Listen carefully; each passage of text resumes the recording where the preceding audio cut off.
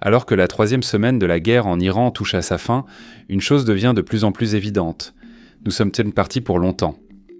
Malgré les affirmations répétées que les capacités militaires de Téhéran ont été anéanties et les attentes d'une capitulation du régime. La République islamique est toujours debout, le détroit d'Ormuz est toujours fermé et la guerre ne montre aucun signe de fin. L'économiste l'a parfaitement résumé, citant ceci. Bien que le président Donald Trump affirme avoir détruit 100% de la capacité militaire de l'Iran, les 0% qui restent sèment le chaos dans l'économie mondiale. Fin de citation. Plus la guerre dure, plus il est probable que les escalades déjà vues sembleront bénignes face à ce qui pourrait suivre, avec des conséquences qui se feront sentir non seulement au Moyen-Orient, mais dans toutes les économies du monde. Le Washington Post a indiqué que les prix du pétrole ont grimpé de 23,6% pour les Américains. Et si cela vous semble grave, regardez simplement l'Australie, le Laos ou le Nigeria, où les prix ont augmenté respectivement de 32, 33 et 40%. Il ne s'agit pas seulement de la hausse du carburant. La guerre a conduit les pays à rationner activement le carburant et à tout faire pour réduire la demande. En Thaïlande, le gouvernement demande de limiter l'usage des climatiseurs pour économiser l'énergie. Le Sri Lanka, le Pakistan et les Philippines ont pris la mesure extraordinaire d'adopter la semaine de travail de 4 jours pour certains travailleurs. Reste à voir si cela suffira à éviter le pire du ralentissement économique attendu. Surtout parce que cibler les infrastructures pétrolières semble être à la mode chez tous les participants à la guerre. Des incendies partout. Donc dans l'épisode d'hier, nous avons parlé de la frappe d'Israël sur South Pars, le plus grand gisement de gaz naturel au monde, et de la frappe de représailles de l'Iran. En visant la ville industrielle de Ras Laffan au Qatar, l'installation de gaz naturel liquéfié qui gère la part de Doha dans le gisement partagé par les deux nations. Dans cet épisode, nous avons expliqué que les règles ne comptaient donc plus et que la situation allait empirer sans savoir à quel point nous avions raison. Une fois la poussière retombée et que le Qatar a eu l'occasion d'estimer les dégâts, le tableau était sombre. Le PDG de Qatar Energy, Saad Al-Kaabi, a déclaré à Reuters que les frappes sur Ras Laffan avaient mis hors service environ 17% de la capacité totale d'exportation de GNL du Qatar, ce qui équivaut à environ 3,5% de l'approvisionnement mondial. 2 des 14 trains de GNL du pays et l'une de ces 2 installations de conversion du gaz en liquide ont été endommagées, mettant hors service environ 12,8 millions de tonnes de production par an. Al-Kaabi a déclaré que les réparations prendraient de 3 à 5 ans. Qatar Energy pourrait devoir déclarer un cas de force majeure sur ses contrats à long terme pour la Chine, la Corée du Sud, l'Italie et la Belgique. La force majeure est une clause juridique permettant à une entreprise de suspendre ou annuler ses obligations en cas de circonstances exceptionnelles indépendantes de sa volonté. Comme par exemple une guerre.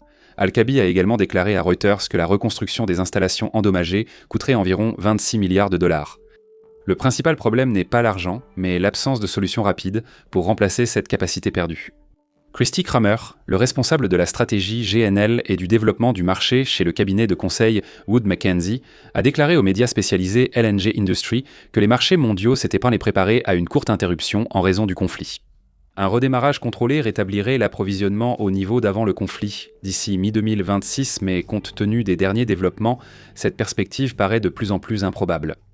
Daniel Tolman, directeur de recherche au sein du même cabinet de conseil, a ajouté que même si les approvisionnements retrouvaient les niveaux de 2025, la demande resterait beaucoup plus faible en Asie, les injections de stockage en Europe réduites et la pression à la hausse soutenue sur les prix du gaz et du GNL.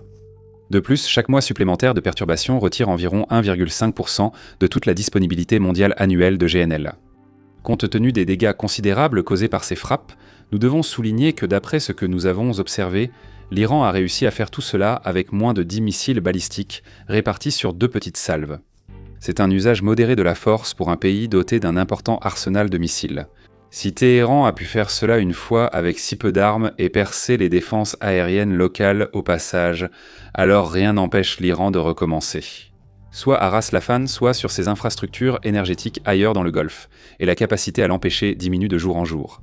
Dans une récente interview avec CNBC, Ryan Mattal, PDG. Ahmed Persia a déclaré que les stocks d'intercepteurs européens, américains et moyen-orientaux sont vides ou presque vides, et que si la guerre dure encore 1 mois, il n'y aura pratiquement plus d'intercepteurs disponibles. Al-Kaabi semblait avoir compris tout cela lorsqu'il a déclaré à Reuters que tout le monde dans le monde, qu'il s'agisse d'Israël, des États-Unis ou de n'importe qui d'autre, devrait rester à l'écart des installations pétrolières et gazières. Mais en pleine guerre, alors que chaque camp cherche à porter un coup décisif, ces paroles ont eu très peu d'impact. À part Ras Laffan, l'Arabie Saoudite a confirmé jeudi que l'Iran avait visé le port de Yanbu, en mer Rouge, actuellement la seule voie d'exportation du pétrole brut du pays.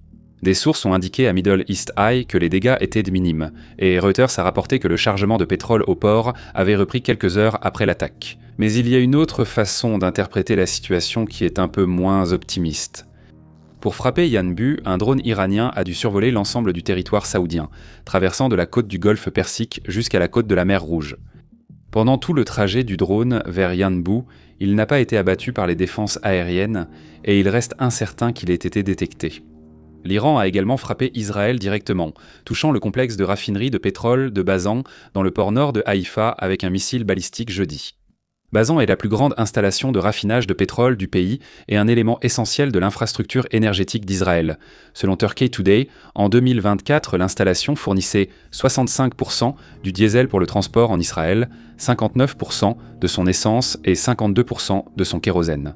L'alimentation électrique a brièvement été coupée dans la région nord avant d'être rétablie. Aucun décès, mais 4 blessés ont été signalés. Le ministre de l'énergie israélien, Eli Cohen, a affirmé que les dégâts au réseau électrique étaient peu localisés et mineurs. Ce n'était pas la première attaque de l'Iran contre Bazan durant la guerre de 12 jours. En juin 2025, un missile iranien a touché le complexe, causant la mort de 3 employés et une fermeture de plusieurs semaines. L'installation n'a retrouvé son rythme normal que plusieurs mois après. Le fait que l'Iran l'ait frappé une seconde fois lors d'une guerre différente souligne ce que nous venons de dire sur la capacité de Téhéran à infliger des dégâts. Cela soulève des questions sur pourquoi une installation fournissant la moitié du carburant d'Israël n'a pas été mieux protégée après une première attaque. Une partie de la réponse réside peut-être dans le même problème que nous avons déjà souligné. Les stocks d'intercepteurs sont en baisse et il n'y a qu'un nombre limité de batteries disponibles. La réponse de Donald Trump est arrivée tard dans la nuit de mercredi, dans un message sur Truth Social qui tentait de faire plusieurs choses à la fois. Il a accusé Israël d'avoir agi seul en insistant sur le fait que ni les États-Unis ni le Qatar n'étaient au courant de la frappe, et il a affirmé qu'Israël ne frapperait plus South Paz. Il a prévenu Téhéran que si l'Iran visait les infrastructures énergétiques du Qatar, les États-Unis détruiraient entièrement le champ gazier de South Paz. Axios a rapidement contredit une partie de la déclaration du président, rapportant que Washington était informé des frappes, mais n'y avait pas participé. Le Wall Street Journal a, de son côté, rapporté que Donald Trump avait approuvé le plan d'Israël pour attaquer le champ gazier. Alors pourquoi cette contradiction ? Une raison possible est que la riposte de l'Iran contre le Qatar a frappé plus fort que prévu par Washington. Après que Ras Laffan ait été touché et 3,5% du GNL mondial mis hors service, Donald Trump a dû se distancier de la frappe à l'origine de cela. Plaider l'ignorance permet à la Maison-Blanche d'éviter les réactions négatives nationales et internationales face à la hausse des prix du pétrole. Nous devons aussi évoquer la menace, car même si c'est une bonne accroche médiatique, cela comporte des risques. Saud fournit 80% du gaz naturel domestique iranien utilisé pour le chauffage, la cuisine et l'électricité de millions de personnes. Le détruire provoquerait une crise humanitaire en Iran d'une ampleur qui serait difficile à contenir ou à ignorer au niveau international. Et l'Iran a clairement fait savoir qu'il n'encaisserait pas un tel coup sans réagir. Le ministre des Affaires étrangères, Abbas Araghchi, a écrit sur X que la riposte de l'Iran à la frappe israélienne n'avait utilisé qu'une fraction de sa puissance, le mot fraction étant écrit en majuscule. Il semble que les Iraniens adoptent le style typique de Trump. Araghchi a insisté sur le fait que la seule raison de la retenue de l'Iran cette semaine était le respect de la possibilité d'une désescalade. Il a ajouté que l'Iran réagirait sans retenue si ses infrastructures étaient de nouveau frappées. Si cette menace est réelle, et le bilan de l'Iran au cours des 3 dernières semaines suggère qu'elle devrait, au minimum, être prise au sérieux. Une frappe américaine sur South Pars provoquerait sûrement une riposte majeure contre les infrastructures énergétiques du Golfe. La dernière attaque de l'Iran visait Ras Laffan. Cela a détruit 3,5% de la production mondiale de GNL, mais si l'Iran s'en prend réellement à l'installation, 1/5 de tout le GNL mondial pourrait disparaître de la carte. Il y a quelques jours, cette affirmation aurait été une exagération, mais maintenant le monde sait à quoi s'en tenir. Lorsque les missiles balistiques iraniens s'abattent sur cette installation, les intercepteurs de la défense aérienne peinent à réagir. L'impact d'une telle escalade serait catastrophique pour les marchés mondiaux du pétrole. La situation est déjà si grave que Washington a dû prendre des mesures qui auraient été impensables. Le 12 mars, il y a un mois, l'administration Trump a temporairement levé les sanctions sur les cargaisons de pétrole russe bloquées en mer. En accordant une dérogation de 30 jours jusqu'au 11 avril pour calmer les marchés, environ 130 millions de barils ont été libérés dans l'approvisionnement mondial, sans toutefois faire baisser les prix. Jeudi, le secrétaire au Trésor, Scott Bessent, a déclaré à Fox Business que l'administration envisagerait de lever les sanctions sur le pétrole iranien. C'est déjà en route environ 140 millions de barils. Selon Bessent, lever les restrictions permettrait à l'Inde, au Japon et à la Malaisie d'obtenir du carburant tout en forçant la Chine à payer le prix du marché. Cependant, les experts ne pensent pas que ce soit une bonne idée, soulignant que cela aurait un impact limité sur les prix et pourrait augmenter les fonds allant au régime iranien. David Tannenbaum, directeur de Blackstone Compliance Services, un cabinet de conseil spécialisé dans les sanctions maritimes, a déclaré à la BBC, je cite, « C'est du grand n'importe quoi. Essentiellement, nous permettons à l'Iran de vendre du pétrole, ce qui pourrait ensuite être utilisé pour financer l'effort de guerre. » Fin de citation. De plus, pour reprendre le point de vue de Tannenbaum, les pétroliers iraniens sont les seuls navires qui ont été autorisés à traverser le détroit d'Ormuz. L'Iran exporte déjà du pétrole pendant ce conflit, ces exportations se font simplement sous un régime de sanctions. Et maintenant, ce que nous voulons faire, c'est parler des personnes assez malchanceuses qui se retrouvent à la tête de l'Iran en ce moment. Mais avant cela, nous aimerions prendre un moment pour vous parler d'eux. Warfront, le site premium de notre équipe, les médias d'information écrits et la plateforme incontournable pour l'analyse des conflits mondiaux. Sur Fronts, notre équipe collabore avec des journalistes primés et des experts pour offrir des analyses majeures sur les conflits et la géopolitique mondiaux.